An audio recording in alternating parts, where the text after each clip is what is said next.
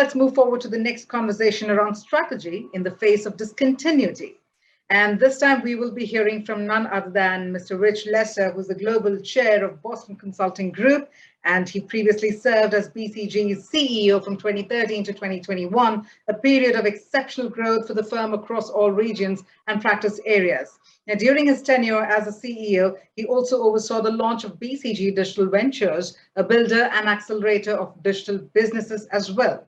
Ladies and gentlemen, spearheading this conversation, we have with us Ashutosh Sinha, Senior Editor, The Economic Times. So let's try to grasp as much as possible in terms of understanding the strategy in the face of discontinuity. Time for the session to begin. Here we go. Thank you so much, Rich, for joining us. We're talking times which are uncertain, not everything, the path is not clear. Everywhere you speak to business leaders, the talk is around what's happening of the recovery. So what kind of global economic recovery are you expecting? The two-speed, multi-speed, the various options that people are talking about. So first, overall, we've been on the optimistic side around the global economic recovery. Consumer balance sheets are strong. There are lingering concerns about inflation. Supply chain disruptions are going to continue. So this is not some smooth ride out of the depths of what we faced. But on balance, we would say the factors are more encouraging than discouraging. I don't think it will be the same all around the world. The United States in particular has put so much stimulus into it, which has created an economic risk on the one, an inflation risk on the one hand, but on the other hand, I think has fueled really strong consumer balance sheets. But overall, we would say that there should be opportunities for growth around the world, including in India. We all have to note we live in a time of continued uncertainty, including what's happening in Ukraine and all of the various elements that have been put in place around that. So I do think that there's risk that is very hard to see, and it puts a premium for business leaders on the ability to adapt to uncertainty, which if there was one theme of the past 24 months, adapting to uncertainty would probably be near the top of the list. Very interesting. You referred to the last 24 months because another point that people want to understand is how do you see the pandemic panning out in the future? Again, when you speak to some companies, what are they telling you? Leaders of maybe pharma and healthcare companies, what are they telling? What are they expecting?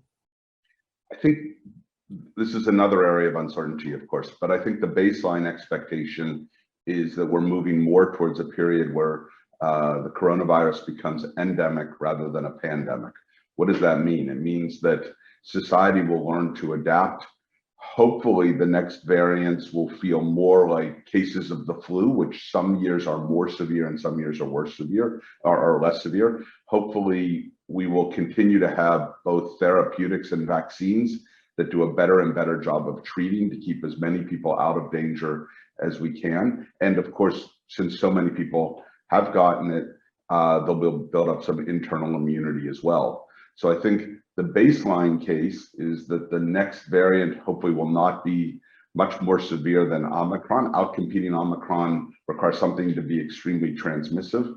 But I just want to highlight around that we are all dealing with huge uncertainty. And is there a chance that we will come across a variant that is more transmissible than Omicron and can outcompete Omicron and more dangerous, and is the vaccines are less effective in preventing severe illness?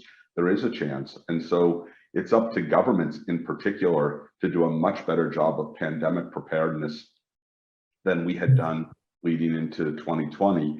And I think it's up to all of us as business leaders to then think carefully about our own adaptiveness and resilience in these sorts of situations for our own employees, for our businesses, for our supply chains, and so forth. Because while the hopeful case is more of an endemic situation, we can't ignore it. And there can be other viruses as well. It may not be coronavirus. We've seen what can happen. So that is what I think the conversation is mostly in the business community right now. So the trajectory is something that a lot of people would want to understand, the trajectory of the various models that are throwing up. What are the scenarios that are throwing up for the future or, the next 1 year or so? What is it throwing up for you as BCG and for the economy as you read it?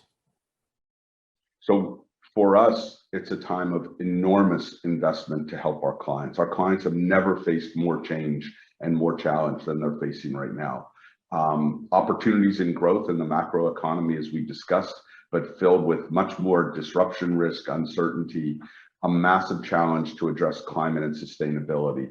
The next wave of digitization that's coming, particularly centered on AI and the various elements around that.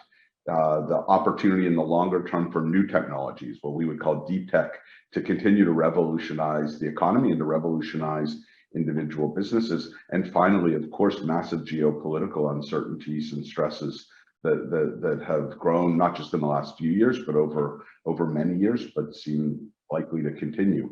Against that backdrop, our clients improve every year. I'm so impressed when I talk to them about what they put in place to get better. It's really a joy to see how our clients are improving their businesses. But in many cases, the world is getting harder, faster than they are able to improve. And people like BCG, a firm like BCG that can be forward-looking, that can bring extraordinary capabilities across so many disciplines to bear, can be an enormous asset to help our clients in the next set of capabilities that they need to build. So our belief is that the 20s will present incredible challenges for business on many fronts, starting with climate and with digitization and AI in particular. And we want to be their most trusted business partner to help them with it. And that requires us investing and building capabilities and continuing to earn their trust with great work at an extraordinary rate. Also, companies, they seem to have gotten too tactical during the last 2 years, small little interventions that are required. Would you say that the days, at least in the near future, foreseeable future, that the days of the 3 to 5 year tactical plans or the strategic plans are, for the moment, looking over? I'd say the opposite. I would say the need to have a forward-looking view that's multi-year has never been more important. It's just what you need to have a forward-looking view on has shifted. People, I think, used to think about strategic plans as centered around product market spaces. Like that's what the strategic plan was really about. I would say right now, what it needs to be about is what is your data and digitization plan? What is the new model of work that you want to move toward in terms of the talent and your workforce development and different models of doing that? How are you going to invest to build climate and sustainability, which isn't just a 3 to 5 year plan. For many companies, depending on their sectors, it's 10-year plus plans. How are you going to build more resilience and adaptiveness into your supply chain model? It takes years to build supply chains. And what we've seen is how challenging it is to predict what's coming. And so if anything, that work more than ever requires a 3 to 5 year outlook, not just where can I get the lowest prices to source product at high quality for the next year. So on all of these dimensions, the need for thoughtful plans and for investing to build platforms with a multi-year horizon has never been more important, in part to be able to allow for more adaptiveness day to day in the business, where the classic things, what's the feature in the product set, where exactly will product flows, all of those things. I mean, those will be harder to predict on a 3 to 5 year basis. That's why the investment in 3 to 5 year core platforms on so many dimensions is absolutely essential. So very interesting that you've looked at a way that from what I suggested is very different. So I'd like to understand a little bit from you about the companies that you work with. How have the mandates, the consulting mandates, changed during the pandemic? So first you have to step back before the pandemic, and then we can get to the pandemic. Before the pandemic, if I were to describe it, I would have said, one, digitization in various forms, sometimes around internal operations, sometimes supply chain, in many cases customer facing, how to be more personalized, how to be create better customer experiences end to end. That was a trend that was ongoing that only accelerated as a result of the pandemic, where there was even more pressure to move faster. Consumer behaviors were changing, supply chains were changing. But so the digitization efforts were going at a full speed and they shifted into overdrive. I'd say the second thing has been a general trend in the consulting world, which we've seen over a long stretch, which is more of an impact orientation. It is very important to develop robust plans. We just talked about that, but turning those plans into action, which has a human component, has an investment component, has a technology component, the ability to be a strong partner to help our clients do that has continued to grow in importance. Again, that trend accelerated in the pandemic. So I would say those two things were ongoing, but only accelerated over the past 24 months. Then what I would say has added, look, I don't think it's directly related to the pandemic, but in the end, seeing how much the world could impact our lives has been a bit of a catalyst in the climate and sustainability front, combined with the continued news that just shows the enormous threat facing the planet if we don't act. And so I would say the amount of focus on climate and sustainability is at a completely different level than 24 months ago. In many countries, that's coupled with a broader focus on ESG, societal issues. If you're in the US, focus on diversity, equity, and inclusion is an enormous priority, but that extends globally, certainly when it comes to women in the workforce and in many parts of the world. I think a focus on LGBTQ plus communities in other ways. So that focus has increased. And I would say those are all at a different level than we were a couple years ago. I would say the need for adaptiveness. I mean, we've been talking adaptiveness and resilience at BCG for many years, but I would say sometimes it takes a moment for people to really appreciate it. I would say the pandemic really put a premium on being adaptive and resilient, and so many more companies in their supply chains, in their what we would call lighthouse capabilities, to take in large amounts of both internal and external data and rapidly turn it into insights, sometimes at the level of local markets, sometimes at very narrow parts of the supply chain, more end-to-end visibility.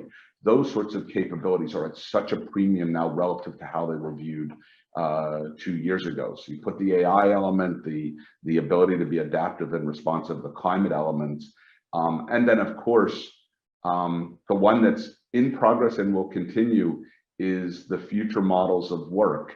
And I mean that in two senses. The pandemic has taught us a lot about that we can work differently than we thought before, where we thought there was only one model to be productive. I would say the consulting world has learned as much as anyone about our abilities to work in different ways, and that will continue to evolve. And I think second, what we've been observing, and particularly I think more and more companies recognize, is if you're going to digitize, if you're going to bring AI into your organizations, there's a rule that we refer to of 10-20-70 in terms of where the effort needs to go. 10% into the algorithm, 20% into the digital and data platforms, and 70% into people and processes, the right skills, the right organization, change the processes to use all that data and to use all that insight. And as companies recognize that, they realize that has profound implications for how they shape their workforce, how they organize it, how they really take on the challenge to make the most of all the analytics and insight that they're starting to create in their businesses. So very interesting times then. How has India performed while all this has been happening around the world? Because India also faces its unique set of challenges. I mean, BCG in India. Okay. Well, BCG in India has been a remarkable, even within the context of BCG, which over the last 8 years or so has averaged about 14% growth. And the same over the last 30 years. So when you're in BCG, there's a mindset of growth and building capabilities to support clients. That's a global mindset. Even against that strong backdrop, India's been extraordinary. I think the last 10 years was I think 25% plus in terms of growth, which is pretty remarkable. 2020 was more challenging. I mean, we all know how difficult 2020 was. And that was in the high single digits for us, which is not bad for such a difficult economy, but unusual for us.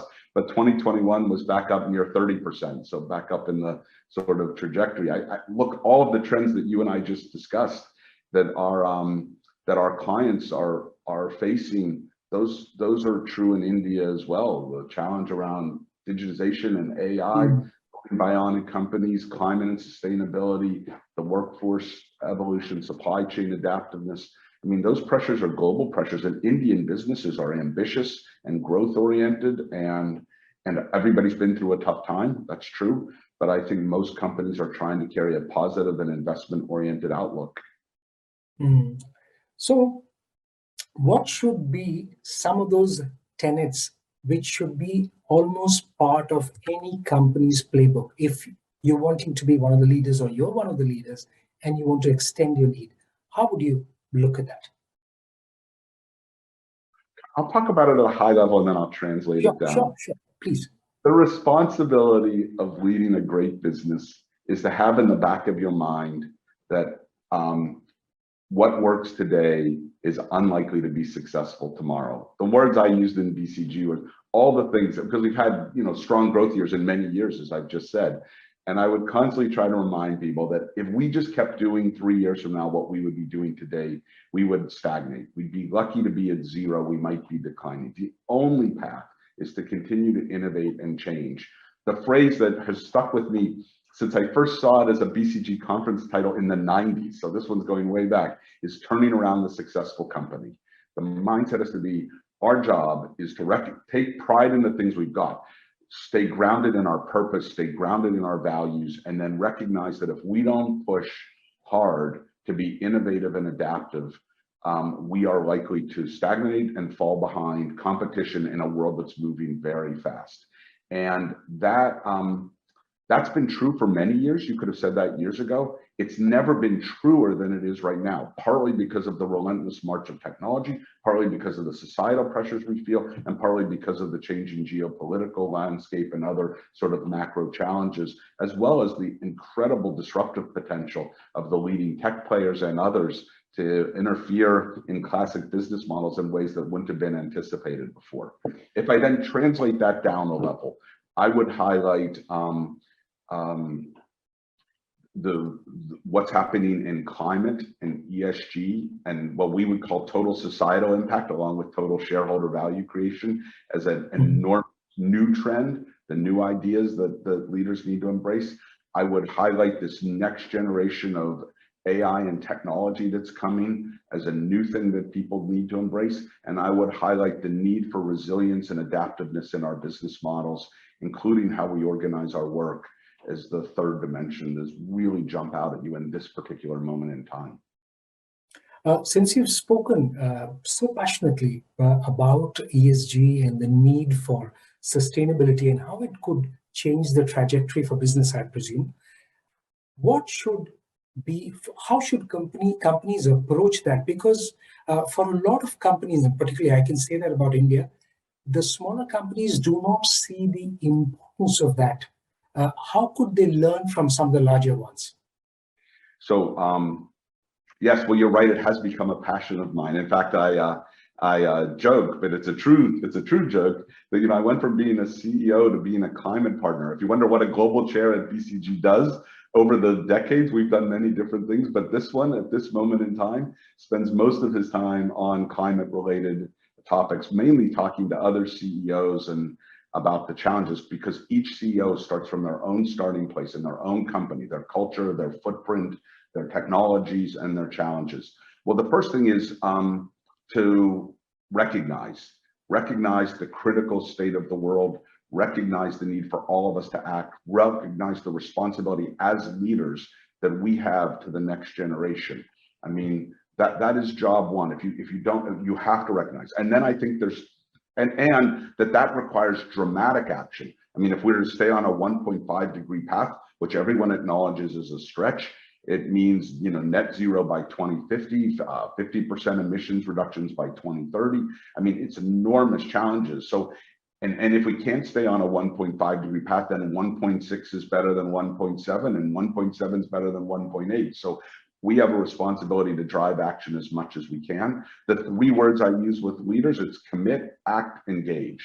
Commit is about recognizing that we have to set targets for our own organization. Only we, in a world where the currency of choice is money, that's the way all our business models are built. If we don't acknowledge there's another measure that is incredibly important that we have to take ownership of, and that's our emissions footprint and how we remove whatever we can't reduce.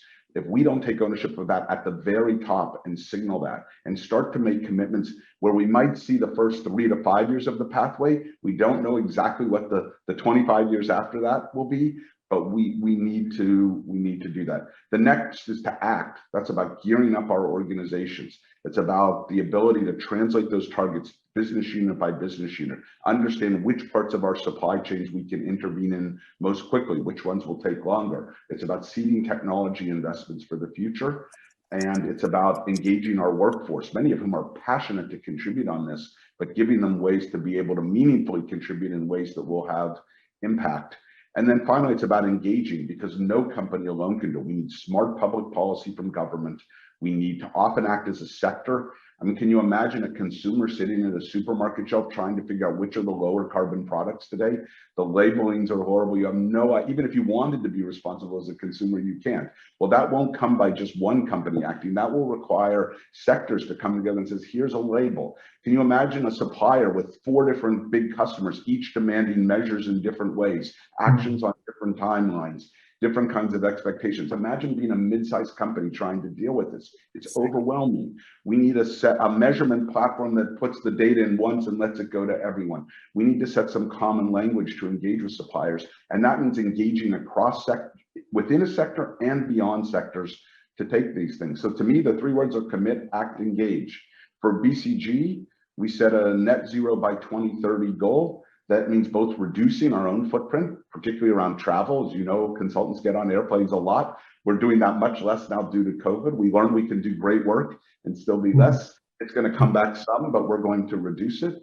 And we're going to remove the carbon that we can't reduce. And then mostly we're investing to be able to help our clients. Mostly that's the biggest chunk. That's where we can have the biggest impact. Our numbers, even if we today are rounding there in the global footprint. So what we need to do is help industries with big supply chains and huge footprints to try to be able to make progress quickly. That's what we're committed to doing. Okay, one last question, if you permit. Just want to understand, as we head into 2023, still some months away, how optimistic are you? You started with the optimism. How optimistic for a brighter time? Because right now, there are too many uncertainties which we spoke about, which you referred to. And in terms of the larger global picture, will we be a step closer to a more orderly working for business?